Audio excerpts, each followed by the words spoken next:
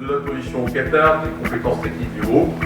Nous avons 30% de cette concession qui va représenter à peu près 100 000 barils par jour de production. Je m'aimerais de vous interrompre, monsieur, mais il me semble que ça me paraît complètement contradictoire. Vous avez parlé d'une hausse de 5% par an. Continuez à aller forer toujours du gaz et du pétrole offshore un peu partout. Et puis vous savez dans le même temps qu'il y a un objectif qui a été réaffirmé à la COP21, la grande réunion sur le climat à Paris, qui demande qu'on reste en dessous des 2 degrés. Or la plupart des scientifiques le disent, et c'est extrêmement clair, il va falloir que les pays industrialisés diminuent de 90% leur consommation d'énergie fossile, 90% d'émissions des émissions de CO2, et bien sûr que 80% des énergies fossiles restent dans le sol. Vous savez aussi que le climat qui se réchauffe, c'est un demi-milliard de personnes qui sont des déplacés climatiques, des réfugiés. Et toutes les personnes qui sont ici, qui s'apprêtent à mettre de l'argent dans Total, c'est des gens qui sont complices et qui participent directement à la destruction de la planète et des générations futures. J'en parlais, je vous laisserai parler. Simplement, soyons tous, il y a des gens qui sont intéressés par Total. Moi aussi, je suis intéressé par le climat, largement autant que vous. C'est un segment, bien sûr, en devenir, qui offre des potentiels de croissance importants. En même temps, ce que nous voulons y viser, évidemment, c'est une croissance rentable. Nous faisons cela parce que nous pensons que nous pouvons y développer un business rentable. Effectivement, si je vous lis, vous dites il y a un avant et un après COP21.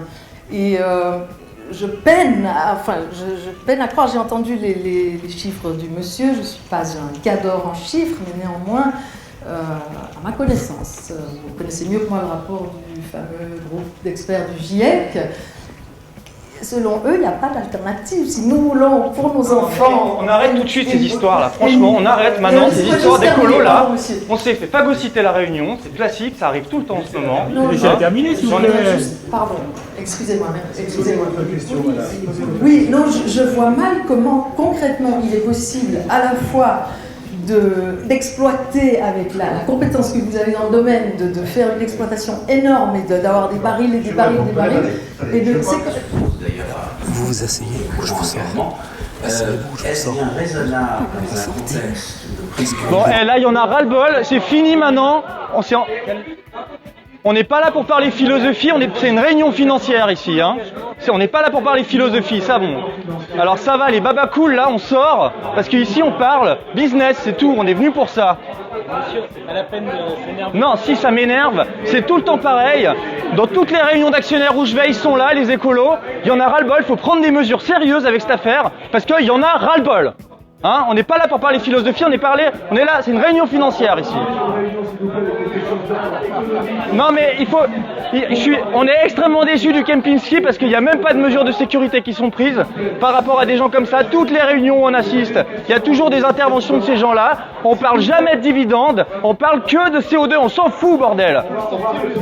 Ça va quoi. Totalement irresponsable. Totalement irresponsable.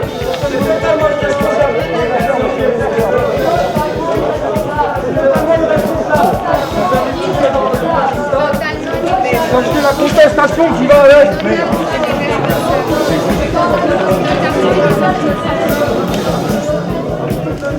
On va enchaîner s'il vous plaît.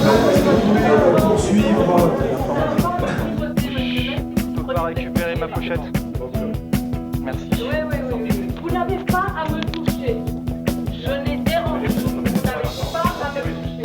Là, on a été invité dans cette